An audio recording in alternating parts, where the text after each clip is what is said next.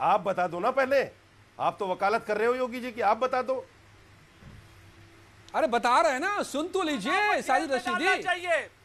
अरे आप बता दो ना। इस्लाम कहता है सारी चीजें मैं और चतुर्वेदी जी बताएंगे, आप बताओ ना। ना हो, धर्म से प्यार ना हो, गैर जबरदस्ती धर्म परिवर्तन नहीं कराया जा सकता है। तो ये जो मौलाना है, मौलवी है, ये ऐसी लड़कियों का जो धर्मांतर कराते हैं, जिनको इस्लाम की जानकारी नहीं है, तो सबसे पहले तो उन मौलवियों को जेल में डालना चाहिए जो निकाह पढ़वाते हैं, क्योंकि गैर इस्लामिक कार्य है ये। इस्लाम नहीं कहता है कि जिसको धर्म की जानकारी ना हो और जबरदस्ती धर्मांतर अच्छा प्रवचन है। तो ये मौलाना आपको सही बात नहीं बताएगा, ये हलाला करने वाले मौलाना आपको अच्छा सही बात प्रवचन नहीं है। बताएंगे। नहीं ये कह रहे प्रमोशन हैं होगा जल्दी। प्रवचन सुनना सुशील मौलाना, चतुर्वेदी तो ये कह रहे हैं धर्म कि के पास आओ, हम तुमको बताएंगे। ओके, जल्दी प्रमोशन होगा आपका। सुशील चतुर्वेदी, योगी जी से मैं भी बात करूंगा। कहां हुआ, अरे धर्म लव जिहाद हुआ कहां, जिसके लिए आप कानून बनाएंगे जिसके खिलाफ?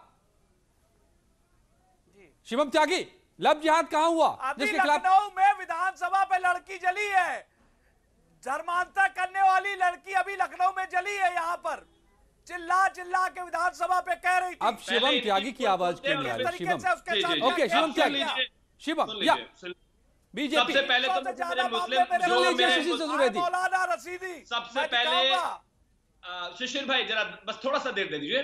सबसे पहले तो हमारे मुस्लिम धर्मगुरु जो बैठे हैं इनको ही कह देता हूं, इनके ही कुरान में सूरा नंबर 2 आयत नंबर 221 कहती है कि स्त्रियों से तुम विवाह न करो जब तक वो ईमान न लाएं। और ईमान वाली दासी, अगर ईमान वाली जो अल्लाह को मानती हो इस्लाम को, अगर वो दासी भी है तो उससे शादी करना बेहतर है। यही लागू होता है मर्द पर।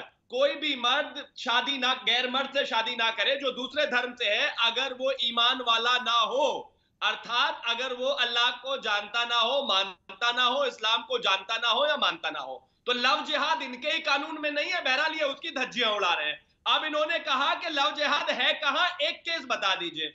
साहब आपको बता देता हूं, उत्तर प्रदेश में ही लास्ट 2 महीने में 20 केसेस लव जिहाद के रिपोर्ट हुए हैं। और मेरठ में ही अभी 4 दिन पहले एक रिपोर्ट फाइल हुई है जिसमें 2 महीने पहले एक व्यक्ति, नौशाद नाम के व्यक्ति का घर ढहा दिया गया था पुलिस द्वारा। वो क्यों? क्योंकि उसने एक हिंदू महिला से विवाह किया। विवाह करने के बाद हिंदू महिला को पता चला करीब 1.25 साल बाद कि वो 2 बच्चों के पिता है, तो उस स्त्री को मारकर उसने अपने ही घर में दबाकर ऊपर से उस पर प्लास्टर करवा दिया। और बताइए कितने केसेस आपको बताऊं, हरियाणा से बता देता हूं, छत्तीसगढ़ से बता देता हूं, राजस्थान से बता देता हूं। सो पहले तो ये जो लव जिहाद की दुकान चलाते हो ये बंद कीजिए, ये आपके कानून में नहीं है, आपका कुरान भी नहीं कहता। और दूसरा, पूरे देश में लव जिहाद के केसेस हैं, सो कृपया करके इस पर कानून बनना ही चाहिए। ठीक है। और आपने जो कुरान की आयत बताई है बिल्कुल सही है, मैं सम्मान करता हूं आपका, और मैं खुश हूं कि आपने कुरान पढ़ना शुरू किया है। लेकिन आप लव जिहाद का एक भी केस किसी भी एजेंसी के थ्रू कन्वेक्ट दिखा दीजिए मुझे।